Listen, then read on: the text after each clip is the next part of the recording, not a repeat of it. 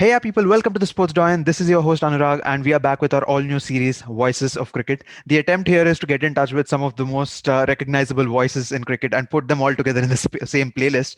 So, who better to start with one of the game's most popular faces and one of the game's most popular voices, especially when I was growing up? We have this Mr. Gautam Bhimani with us, who was delightful every time he was on the screen, and I must say, he still is. So, Mr. Bhimani, thank you so much for joining. I hope you're doing well. Thank you so much for having me. Delighted to be here. We really couldn't have asked for a better occasion to actually have this conversation, isn't it? Like, I know we actually scheduled this call a few days earlier, and thank you so much. You actually suggested we do this after the test series, and oh my goodness, what a special day to have to have be having this conversation. Yeah, certainly is. I mean, who would have thought with everything that happened? I mean, it's all the cliches. All you need to do is look at the world of social media and Yeah, the kind of things people are putting out there. It's. I think the biggest thing is that nobody would have imagined an outpouring of joy for this format of the game more than yeah, anything else. I mean, we've seen great celebrations in 2007 for the T20 World Cup. April 2011, of course, was fantastic. But yeah, after a test win, it would be like, okay, well done, Team India. They did well.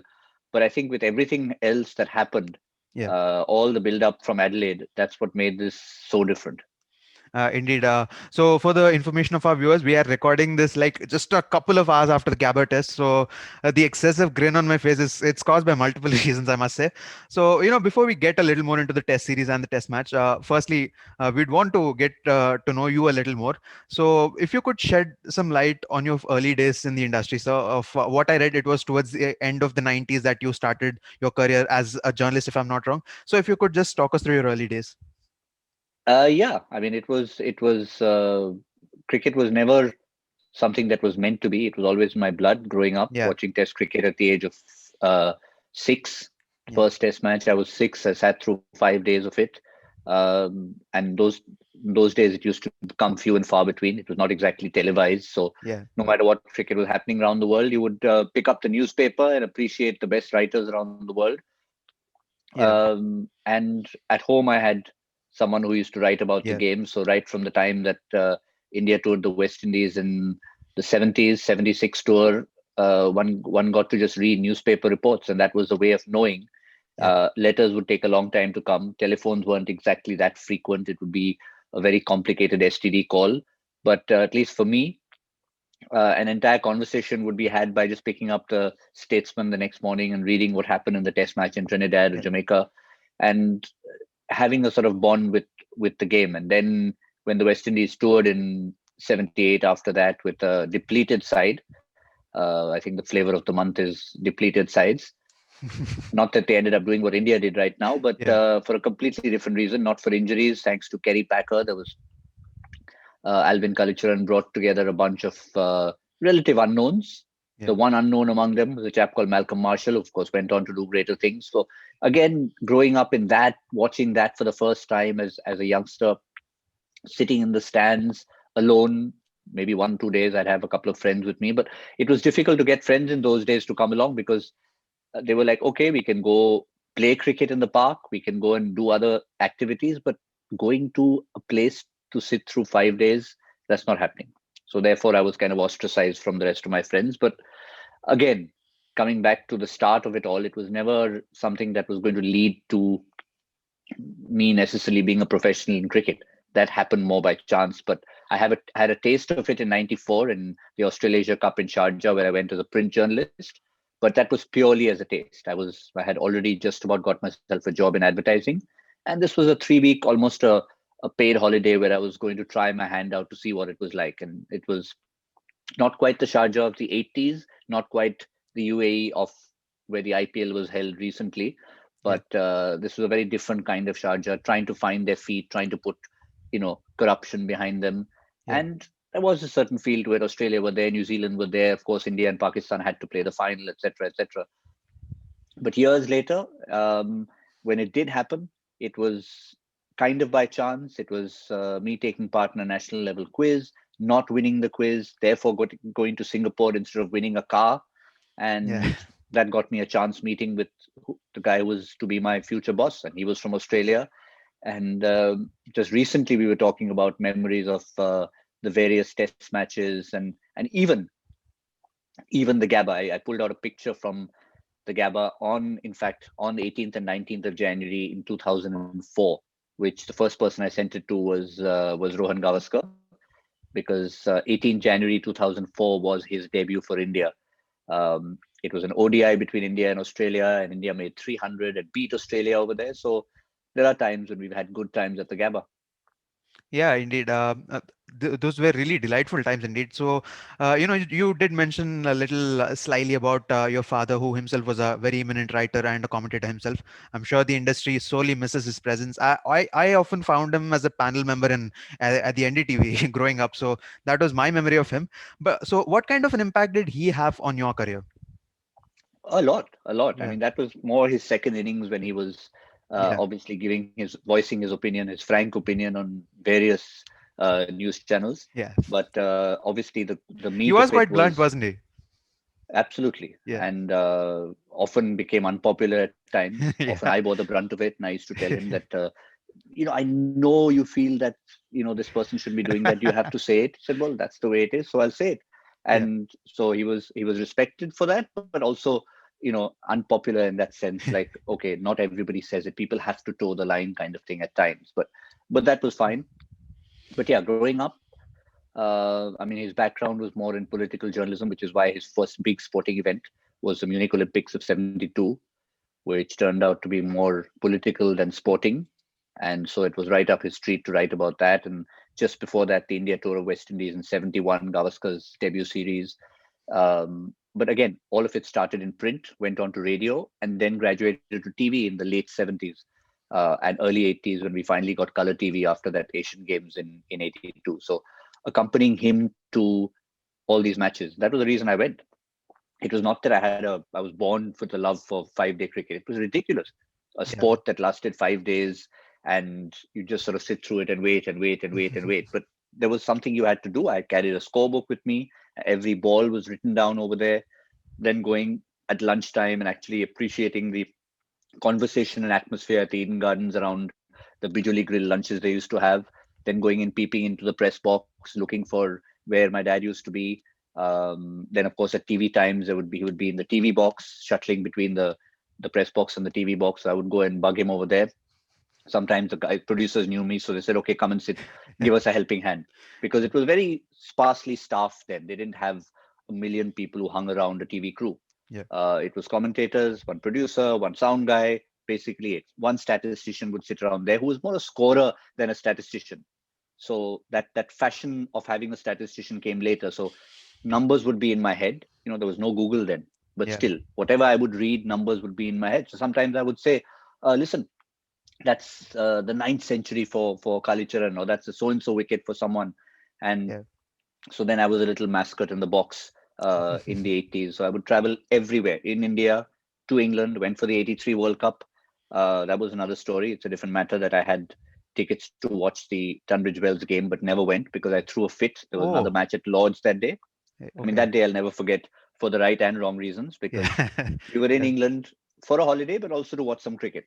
yeah, And I was told the night before that, okay, here we are. These are the two tickets. We're off to go. We're driving, of course, not too far from London to drive up to Tunbridge Wells in Kent. And we're driving up. India playing Zimbabwe there. And yeah, imagine a kid. You've just been exposed to cricket. Zimbabwe mean nothing. I mean, yeah, whatever cricket I knew, Zimbabwe were not a cricketing nation as far as I was concerned. yeah, So India are playing some country called Zimbabwe in a place called Tunbridge Wells, when on the same day, Australia and West Indies, two of the stalwarts of world cricket, the, yeah, the World Cup finalists of '75, were playing each other down the road at Lords, the home of cricket. I'd never been to Lords. yeah. So I said, listen, I mean, I threw a fit. I was a very model child. I never threw fits. But on that day, I threw my first big hissy fit. I said, no, you promised me Lords. And obviously, I knew I wasn't staying for the final. If I had known India were reaching, I would have stayed. School Yeah. was starting on 22nd June. So I had to go back for school. And hence, we went back after the Chelmsford game. But that day, I said, no, we went to Lords. We watched the entire game. And on the radio, I listened to Kapil Dev's 175 when I could have easily been there. Wow. Oh, that's indeed a wonderful story. But again, getting back to your early days in broadcast and journalism, what one of our researchers told was you were a part of Harsha Online, and then Raymond Hume offered you a TV job without much prior experience. So, if you could talk us through those days once. Yeah, it's good to have researchers talking about my career in research. Yes, Yeah. I started out very much doing research. In fact, he offered me the job as a researcher.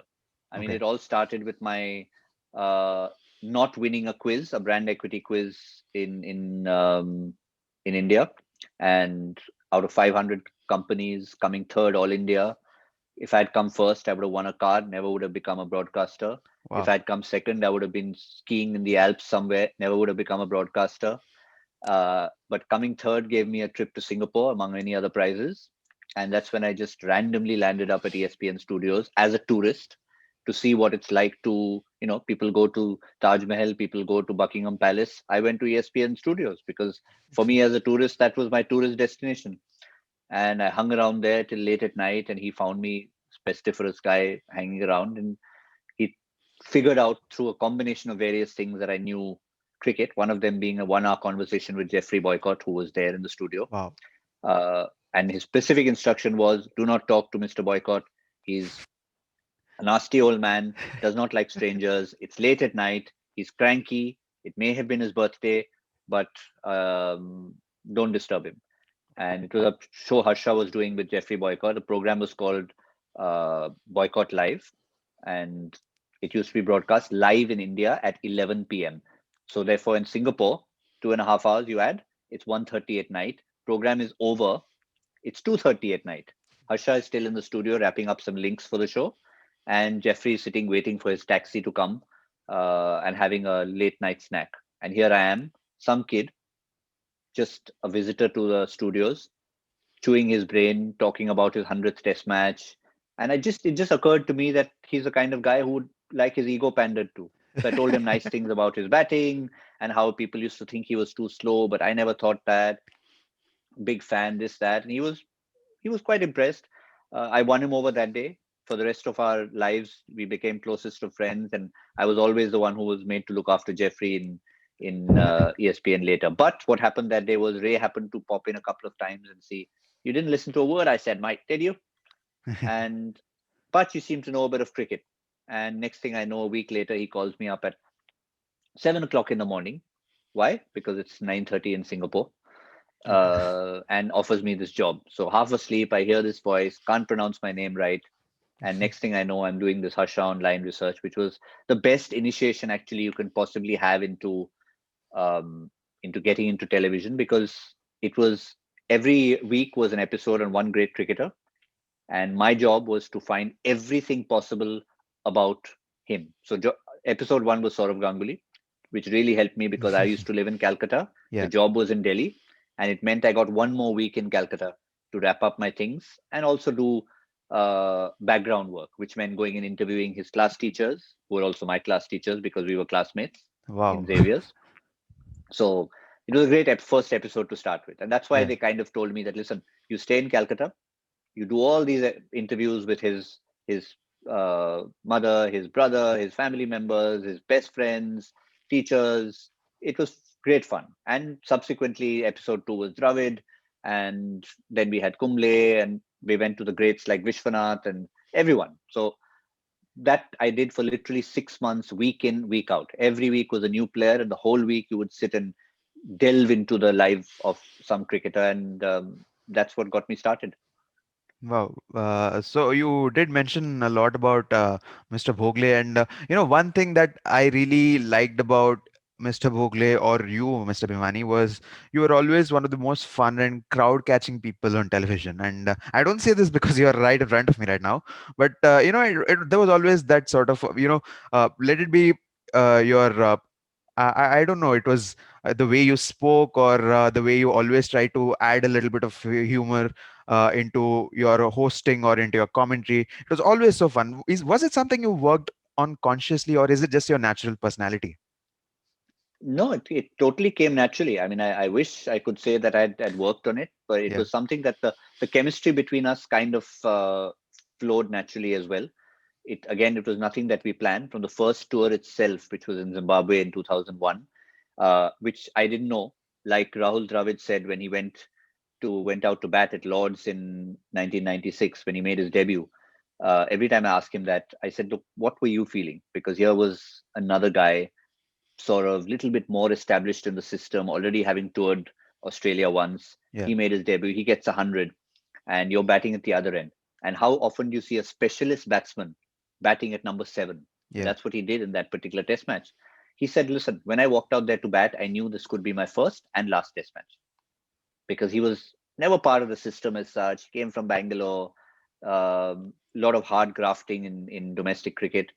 Uh, but he got that 95, and he said, I presumably I said, okay, I can get myself a second Test match at least. So that's my feeling was very similar when I went to Zimbabwe in 2001.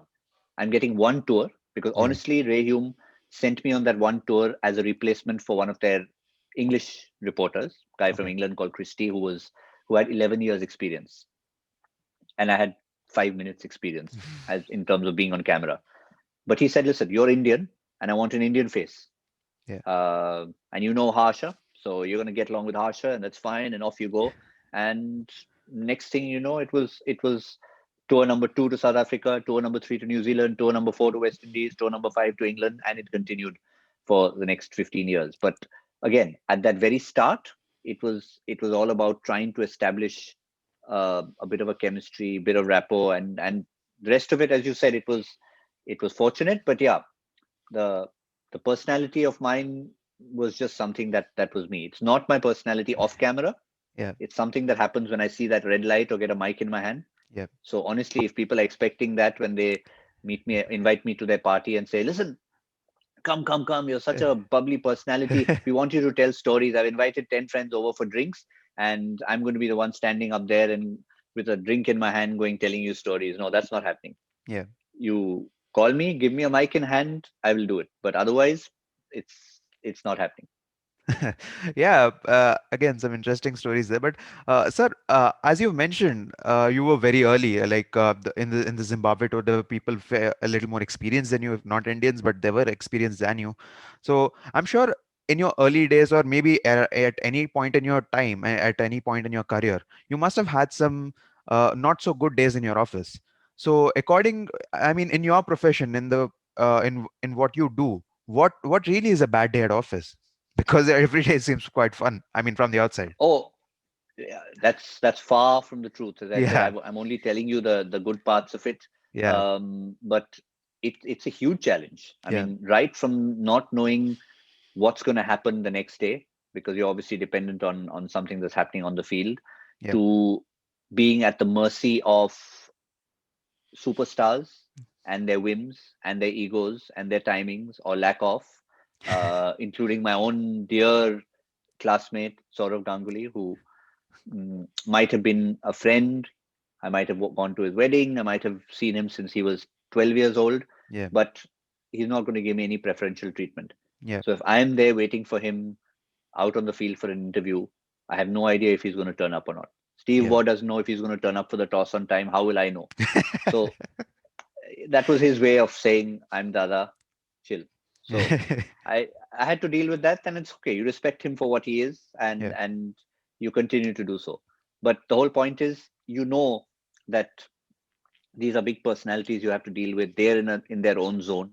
Their job is not to come and give interviews. Their job is to go out and play cricket yeah, or other sports if you're interviewing them. So the moment you come to terms with that and realize that nobody is doing you a disservice, if someone doesn't turn up, it's not because they don't like you or because yeah, they're bad people. It's because their first job is to play the game.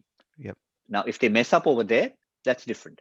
When he's supposed to walk out to bat, if he doesn't come from the dressing room, then you need to take him to task. yeah, Doesn't turn up for an interview. Yes, these days people say, "Listen, it's a commitment. It's all part of your job."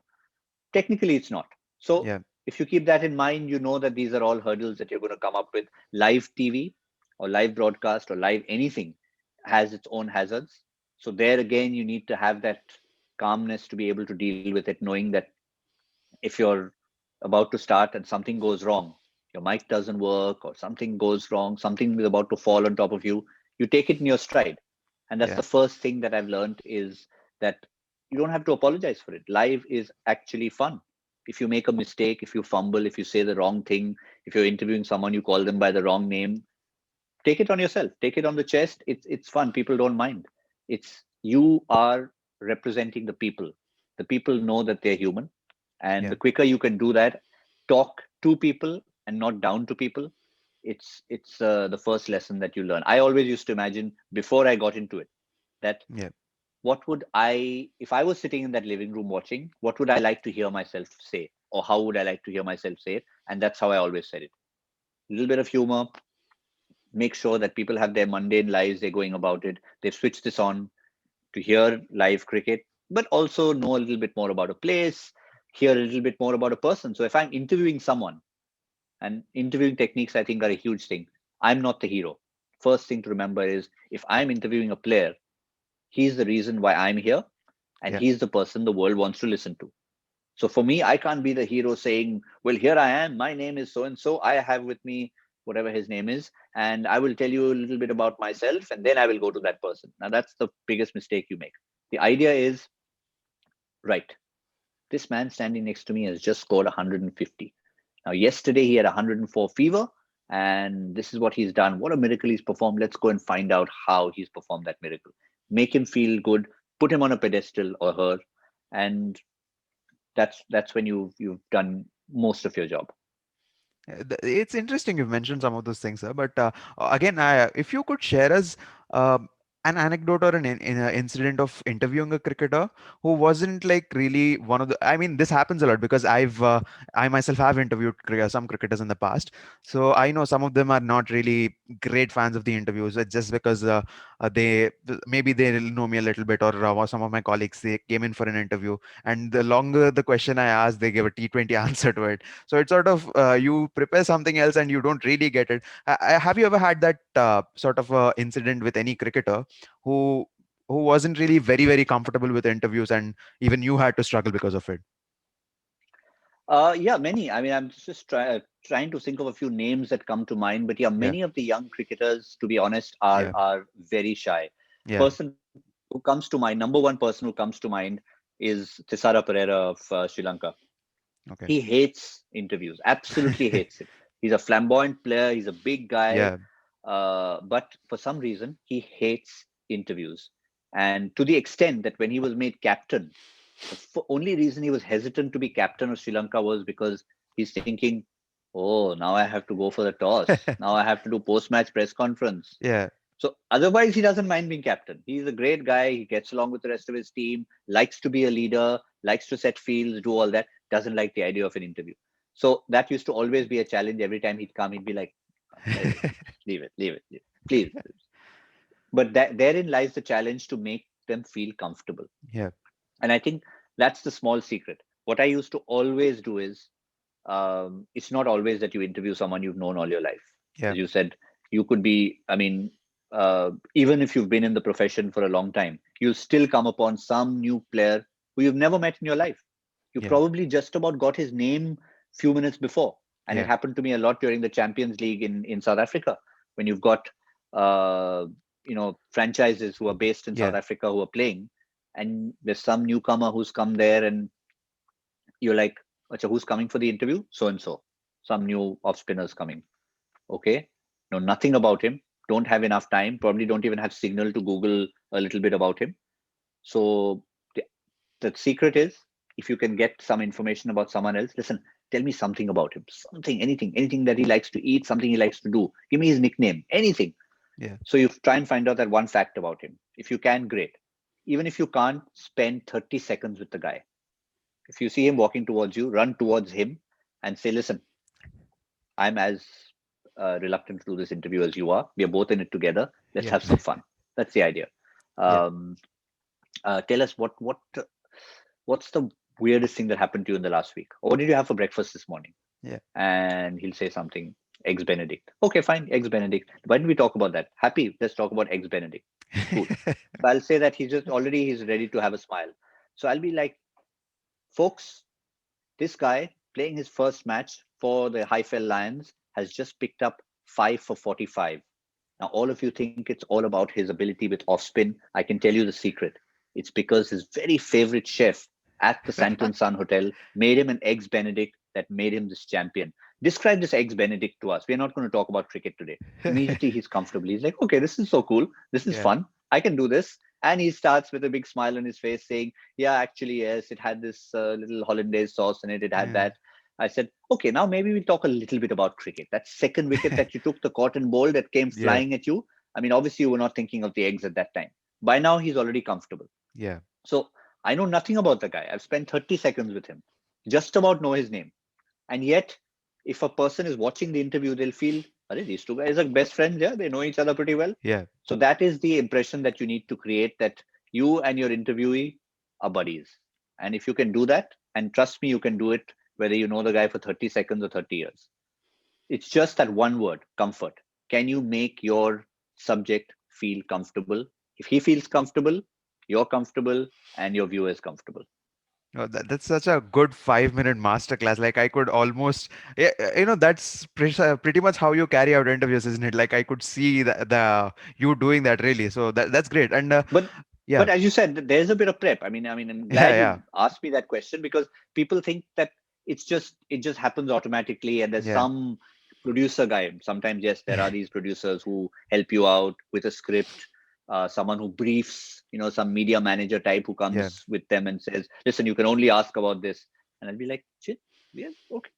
We're fine. We're friends. We'll get it done. Sheldon yeah, Cottrell is another guy who used to be a little bit shy about that, and again, I got him, and not too many people used to get him to salute during an interview. And yeah, he used to do it for his wickets, and I'd be like, "Listen, Sheldon, we see you doing that over there. I know you've talked about it a lot locally, but there is an India connect. You were a security guard for an India West Indies ODI well before you became a cricketer, wow, right? So not everybody in India knows that. So can we talk about that even in this 2 minute interview?" And he said, "Yeah, no problem." So we talked about, in one 2 minute interview at the end of a CPL game, we talked about bowling with a wet ball, and I had a wet ball in my hand. And I said, "Sheldon, I can't grip this ball. You've just taken 4 wickets. Can you please show us how this is done?" So I put the yeah, ball in his hand. And he was more than happy. He had took the ball and he said, "Listen, this is what we do. Maybe grip it cross seam, hold it in such a way that you can get your fingers over the ball, do a lot of practice. I practice with the wet ball." I'll be like, "Okay, enough about that. Let's throw this away. Talk about, you can salute even with a wet hand, can't you? yeah, Where did that story that start? The world sees it and thinks you're this flamboyant guy who just does it to show off, but there's a very deep story behind it. You're yeah, paying tribute to all your fellow soldiers yeah, in the Jamaican Armed Forces, and it started it as a member of the armed forces who was doing security duty for an India game, and he told that story in 30 seconds, and that was it. I said, "You want this ball? Nah, too wet. Off you go. Give us the salute." And he gave the salute to the camera. He smiled. Everyone smiled. It was all good. And then I'm hearing from the local producers in the Caribbean that we never got him to do that on any of our local shows.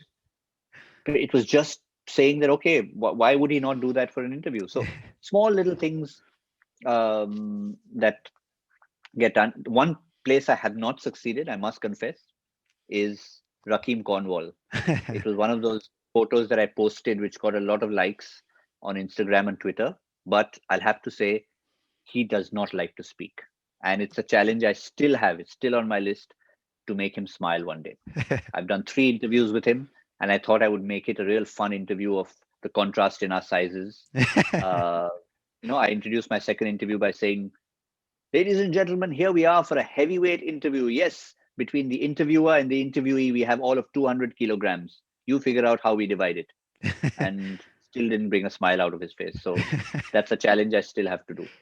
I genuinely hope you do succeed. Sir, you mentioned about Rahul Dravid coming out at number 7 and scoring 95 odd runs.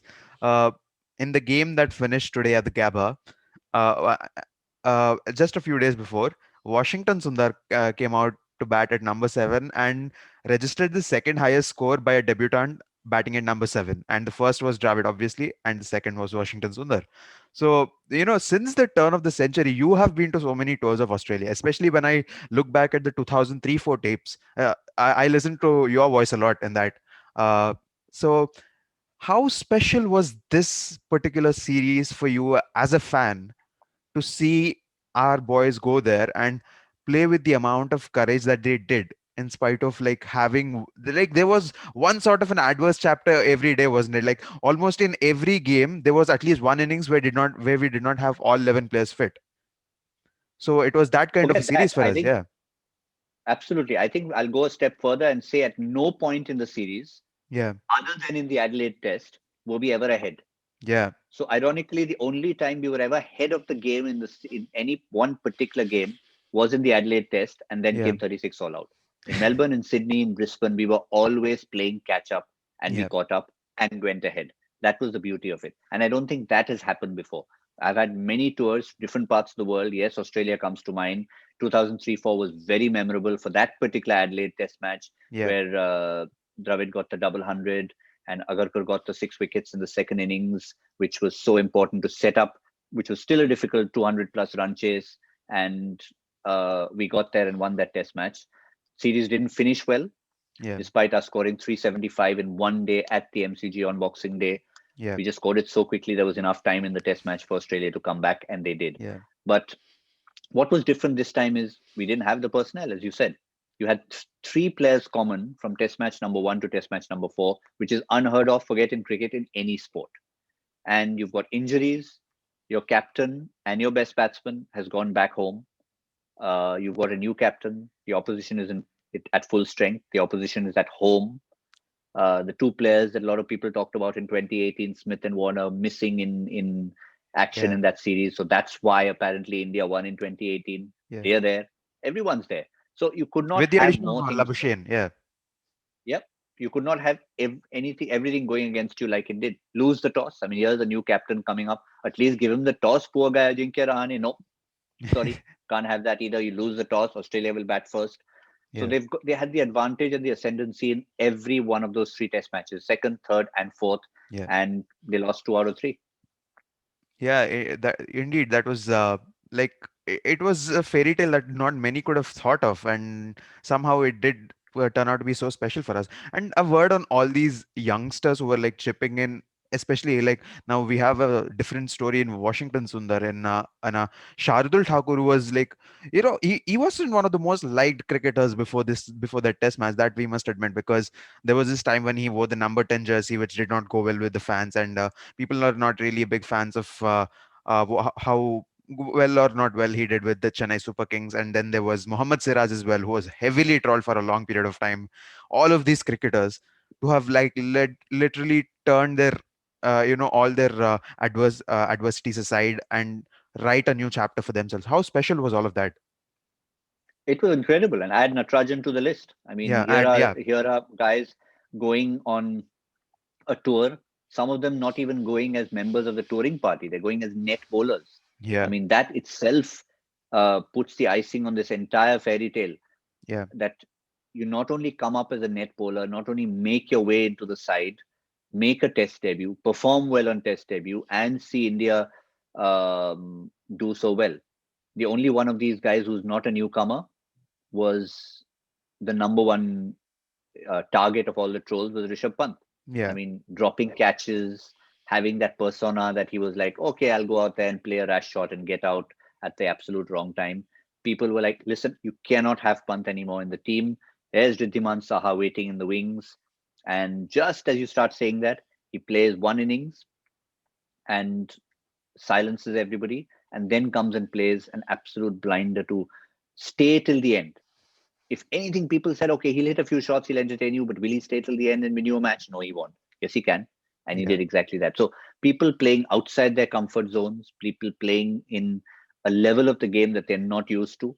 I mean, Washington Sundar has no business coming out there and making his debut and yeah, taking the wickets that he took, scoring the runs that he did, and having that calm sense of as if he's played. I mean, he looked like someone with about 60 tests of experience behind him. If you purely looked at the body language, some alien had just descended from Mars and is watching this match.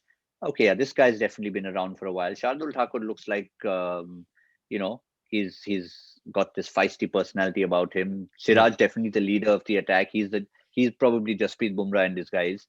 yeah, And I mean, you look at that, and then you're suddenly, I mean, I was almost about to put out a tweet jokingly at the end saying that here are Kohli and Bumrah and Shami and Ishant and so many others sitting and thinking, how are we going to find our place way back into this team now? So, but you could practically imagine that because they formed such a great unit, and you know that this unit may not play Test cricket together for a while. Some may not Yeah, even play Test cricket for quite a while, but yeah, yet they have performed this miracle. And I think I'll give a lot of credit to the IPL. People troll the IPL as yeah, being okay, fine. It's throwing money at you. It's a different format. Yes, of course it is, but just see what it has done to the confidence of these young men. yeah, Take IPL out of Washington Sundar, Shardul Thakur, Natarajan. Of course, your base has to be first class cricket. Your base has to be a good grounding, and your yeah, ultimate aim has to be to play for India. Which people say that okay, now people a young kid says, I want to grow up to play for CSK rather than I want to go up to play for India. yeah, True, that may be the case at times, but after what happened in Brisbane, I think that will change. People realize what Test cricket is all about and that Test cricket exists, yeah. and the fact that the IPL can actually lead to these young men, these young confident men, which is a whole new generation. Yeah, indeed. So before we could let you go, I think, there's just one more name that I'd want to chip in because, in every tour back in the day, there was one guy who was always, not getting the amount of credit that he deserved, but eventually was such a pillar of the time, Rahul Dravid. And in this tour, once again, he ends up facing the most number of deliveries and he sort of beats, almost came close to his own record, Mr. Cheteshwar Pujara. Uh, Next week he celebrates his birthday on the 25th. So it's he the number of body blows he took, and again he stood there. Yeah, people did want him to play a little quicker and everything, but again he is in a zone of his own. He remained oblivious to the world, and yet he did such a fabulous job. Absolutely. I mean, you tend to forget players like Pujara. There was Yeah, I mean, not that you ever forgot a Dravid either, yeah, but it was very similar because Dravid used to also be told that, okay, no, he's there. Yes, he's the wall and he'll just stick around there and he'll stick around there. And I remember the one time when he just very impishly wanted to send a message out. I was with him at Old Trafford in Manchester that morning, met him at breakfast, and he was making his T20 international debut, India versus England at Old Trafford. And incidentally, he also announced his retirement that day from T20 international cricket. So he was the only person ever in the history of cricket to announce his retirement on the day of his debut in a particular format. So he said basically, yeah, you want me to play? I'll play this one match. And what does he do? He hits three consecutive sixes yeah, just to say that you thought Rahul Dravid couldn't do this. yeah. And he, I mean, that was a brilliant moment in Indian cricket. Just a small moment, but a message Very to say that yeah, I significant. can play and Yeah, I can do what I like. Pujara as well. If he wants to turn on the gas, he can turn on the gas, but he realizes that the need of the hour with the resources that we have is for someone to stick in there, stick in there, stick in there, come in and camp. Sunil Gavaskar used to say, when you go out there as a batsman, your first thought is carry your bedding with you, carry your mattress, your pillow, because that is your place to stay. Nobody can prize you out from there. And he's obviously a man who played a lot of deliveries.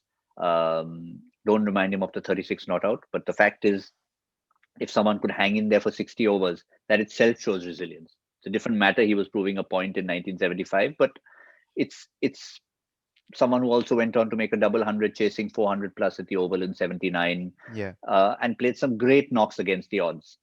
yeah. And coming back to Pujara, those body blows, you could count them. I remember seeing a package on television. There was some 12 at one Wow. go at every part of the body. And he was just literally taking it on the chin and saying, what more do you have to throw at me? And after a point in time, even the best bowlers in the world will get tired. So that's what he was doing. You need to wear down the opposition. When your opposition is better than you, and certainly no one is doubting that they were way better on paper, they were definitely way better in terms of pedigree Yeah, and number of matches they had played. How do you deal with that? Resilience. Yes, you can counter attack like Pant. You can have certain solidity and style like Shubman Gill, but somebody needs to go out there and say, I'm here, come and get me. So he did that.